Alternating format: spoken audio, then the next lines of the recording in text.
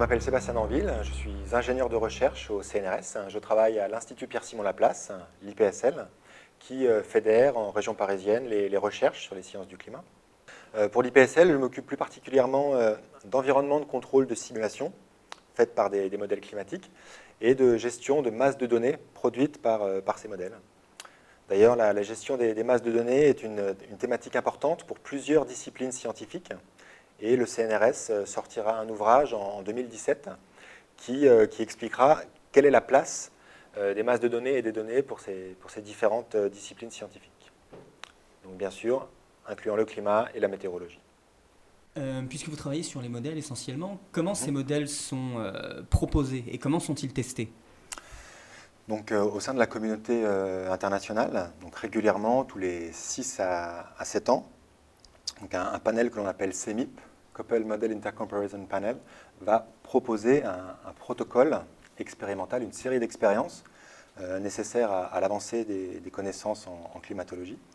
Et là, un certain nombre de groupes internationaux vont s'engager à réaliser ce protocole.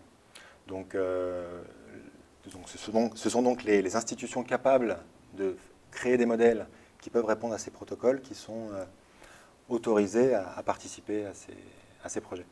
Et ces tests-là vont sanctionner si les modèles sont valides ou non? Alors, le protocole expérimental a plusieurs objectifs. On va chercher à savoir si les modèles reproduisent bien les climats passés et les climats observés. Le protocole va essayer de déterminer si ces modèles représentent bien un certain nombre de processus importants pour qualifier le climat. Et dans ces protocoles, on a également des projections futures pour voir quelle serait la réaction du climat à un certain nombre de scénarios de développement économique, principalement. Qui a accès aux données qui sont récoltées? Donc, tout d'abord, les données sont accessibles aux chercheurs de la communauté qui travaillent sur la thématique du climat. Et ensuite, très vite, les données sont disponibles pour l'ensemble des personnes intéressées. Donc, lors du dernier projet CMIP, qui s'est déroulé entre 2007 et 2011, donc à peu près la moitié des modèles participants, donc environ une quarantaine de modèles avaient participé, environ la moitié avaient donné leurs données, enfin avaient laissé les données complètement ouvertes pour l'ensemble des personnes intéressées. L'autre moitié avait des restrictions commerciales, c'est-à-dire qu'on ne pouvait pas utiliser ces modèles pour des applications commerciales.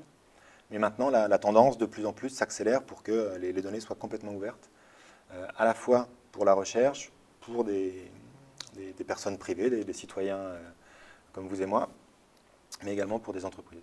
Du coup, pour quelles utilisations et quels utilisateurs s'intéressent à ces données?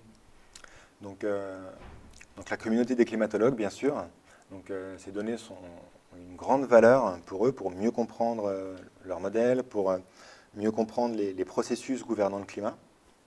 Bien sûr, pour la recherche en climatologie, ces données sont très importantes. De plus en plus, pour des questions d'adaptation et d'impact au changement climatique. Donc les personnes intéressées par ces données sont de plus en plus nombreuses. On trouve des bureaux d'études, des communes, des gouvernements, des grands industriels qui cherchent à connaître plus précisément l'impact des changements climatiques sur leur activité. Pour une commune, ça peut être l'enneigement en hiver, la qualité de l'ensoleillement en été. Pour des industriels, donc il y a différents secteurs économiques qui sont largement impactés par les conditions climatiques. On peut penser aux énergéticiens, aux personnes en charge de la gestion de l'eau ou des forêts. Quel est l'avenir des sciences du climat? Quels outils ou structures sont amenés à faire évoluer ces disciplines?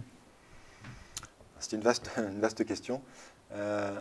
Bon, il y a encore énormément de défis scientifiques à relever pour être capable vraiment de régionaliser les connaissances que l'on a sur le changement climatique. Donc le climat est un phénomène... les processus qui régissent le climat sont des processus complexes qui interagissent entre eux. Disons qu'à grande échelle, à l'échelle de la planète, les processus sont bien compris, mais si on veut avoir une réponse au niveau d'un continent, au niveau d'une région, au niveau d'un pays ou d'un bassin versant, encore plus difficile, voilà, là il y a énormément de connaissances scientifiques que l'on doit encore acquérir. Donc il y a un défi scientifique qui attend notre communauté, des défis techniques et technologiques. Donc, donc les travaux qu'on peut faire pour étudier le climat dépendent très fortement des ressources informatiques qui sont à notre disposition. Donc ça a été vraiment c'est une explication pour la grande avancée des sciences climatiques ces dernières années. L'augmentation de la puissance de calcul, l'augmentation des espaces disques disponibles, notre capacité à décrire, à stocker, à analyser de plus en plus de données. Donc voilà, être capable de tirer toujours une information pertinente de la masse d'informations produites par ces modèles est un défi important. L'aspect communauté a servi la climatologie depuis les débuts des projets CEMIP. Donc le fait que ce sont vraiment des groupes au niveau international qui travaillent ensemble pour poursuivre cette avancée scientifique, voilà, ça c'est vraiment quelque chose de très important. Est-ce qu'on peut imaginer une climatologie sans informatique? Comment on faisait avant?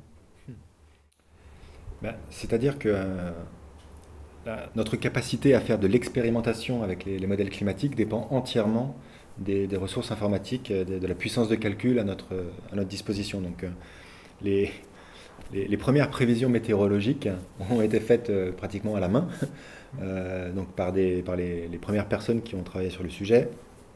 On peut faire des calculs vraiment théoriques sur les augmentations de température liées à une augmentation de gaz à effet de serre. Voilà, on peut vraiment dérouler un certain nombre de calculs à la main, mais sans informatique, sans puissance de calcul, il est impossible de répondre aux questions que se posent les scientifiques de nos jours en ce qui concerne le climat.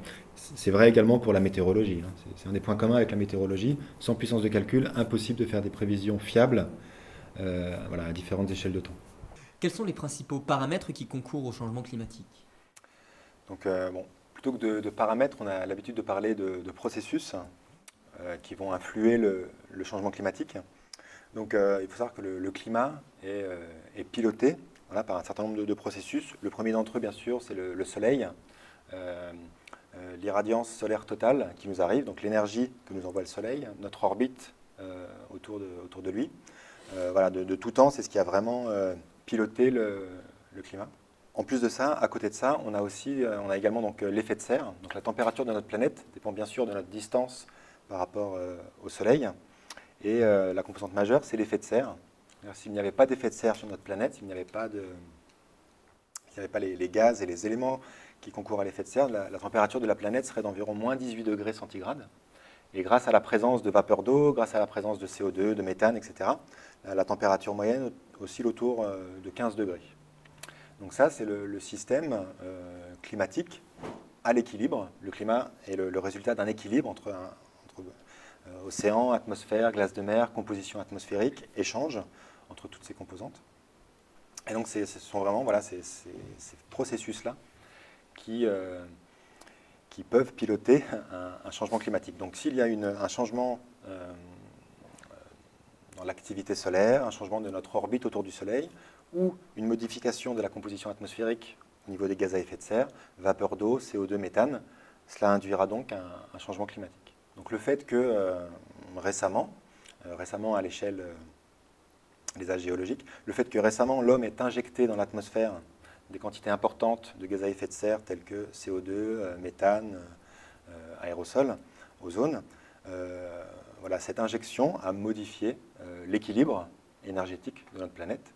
Et donc, c'est ce que l'on observe actuellement. Le climat terrestre est en train de se déplacer vers un nouvel état d'équilibre. C'est ce qu'on peut appeler le changement climatique dû à l'activité humaine. Des changements climatiques, il y en a eu énormément il y en a eu énormément au cours de la vie de la Terre. Donc, la Terre a subi des changements climatiques depuis sa naissance jusqu'à aujourd'hui. Le climat a eu différents points d'équilibre.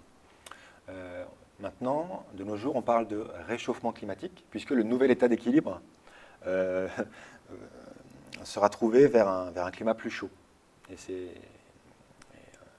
Donc ce rééquilibrage du climat terrestre est dû aux injections de gaz à effet de serre qui sont faites par l'homme. C'est pour ça qu'on parle de réchauffement climatique dû à l'activité humaine. À votre avis, comment vos travaux peuvent ou doivent influer sur les choix de société? Donc là, on questionne la place de la science dans la société. en tant que scientifique, notre travail, notre œuvre, voilà, c'est de faire avancer les connaissances et de mettre ces connaissances à la disposition de la société. Maintenant, en tant que scientifique, en tant que personne contribuant à ces activités, en tant que citoyen, sur un sujet comme celui-ci, bien sûr, on a envie que la société s'empare de ces informations pour s'adapter et pour modifier ce qui doit l'être. Donc, une des grandes réussites en la matière, ça a vraiment été le trou de la couche d'ozone, qui, donc après que les scientifiques aient fait le constat que la couche d'ozone était en décroissance, une fois qu'ils ont compris pourquoi cette couche d'ozone était en décroissance, une fois qu'on a identifié le principal responsable, l'élément responsable de cette décroissance, on a vu que les sociétés humaines étaient capables de s'adapter. Donc voilà, la vie, c'est l'évolution, bien sûr, en tant que scientifique, en tant que citoyen.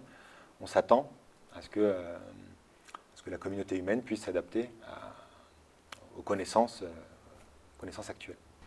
Est-ce que vous pouvez nous en dire plus sur le volume des données qui ont été produites ? Comme je vous l'ai dit, comme je vous ai expliqué, il y a différentes phases dans ces projets CEMIP. Tous les 6-7 ans, la communauté internationale se réunit pour définir un protocole expérimental. Quelles questions on veut poser à ces modèles de climat.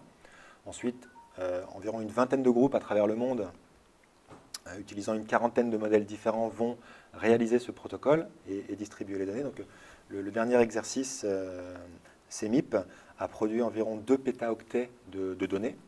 Donc, un pétaoctet, c'est 1024 téraoctets. Et donc, ces 2 pétaoctets sont répartis à travers le globe auprès de chaque institution développant ces modèles. Donc, vous avez aux États-Unis, bien sûr, vous avez environ 6 groupes qui participent. Aux États-Unis, donc au Japon, en Australie, en Europe, en France. Donc en France, il y a donc l'IPSL et Météo France qui ont contribué. Et donc, pour ce qui concerne Climéry, qui est l'infrastructure de recherche nationale pour la recherche sur le climat, nous avons distribué environ 400 téraoctets de données. Nous avons contribué 400 téraoctets à ces 2 pétaoctets disponibles pour la communauté internationale, les scientifiques, les citoyens, les industries, etc. Certaines personnes se disent encore climato-sceptiques. Connaissez-vous leurs arguments et pouvez-vous répondre à ce qui vous semble le meilleur argument de ceux qui nient le changement climatique anthropique ? Il y a 2 réponses à ça.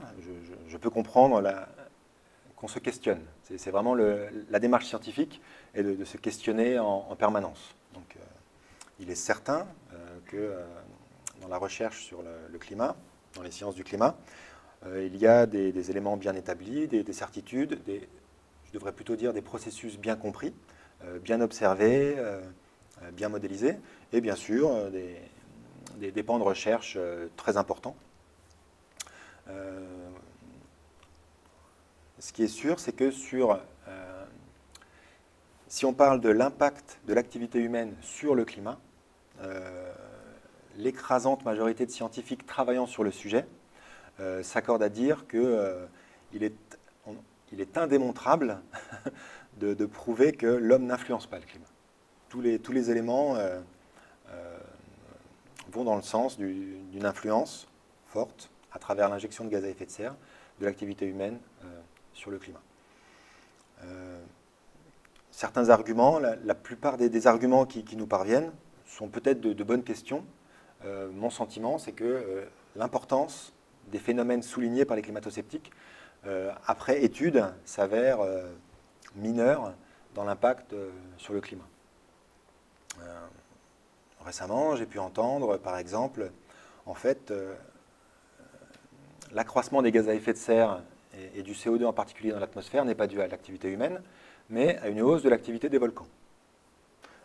Cette idée, oui, on peut la poser, on peut y réfléchir, seulement elle ne résiste pas à l'observation. C'est-à-dire en réalisant une analyse, on pourrait dire isotopique, du carbone présent dans l'atmosphère, on peut très bien dissocier le carbone dans l'atmosphère qui est lié au volcan, du carbone dans l'atmosphère qui est lié à la combustion de fossiles qu'on a exhumés des sous-sols terrestres.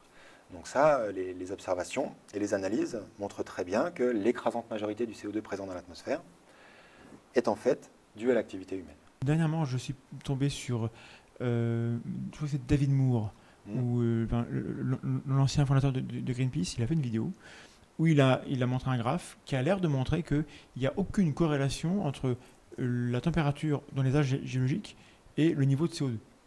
Alors, ça peut paraître convaincant. Est-ce que c'est vrai qu'il n'y a pas de corrélation dans les âges géologiques entre le niveau de CO2 et la température terrestre? Donc là, c'est absolument faux de dire qu'il n'y a aucune corrélation entre la température globale de la planète et la concentration de CO2 dans l'atmosphère. Je ne connais pas cette courbe, mais il a très bien pu prendre une ville, une station en Antarctique ou quelque chose comme ça. Non, il est absolument faux de dire ça.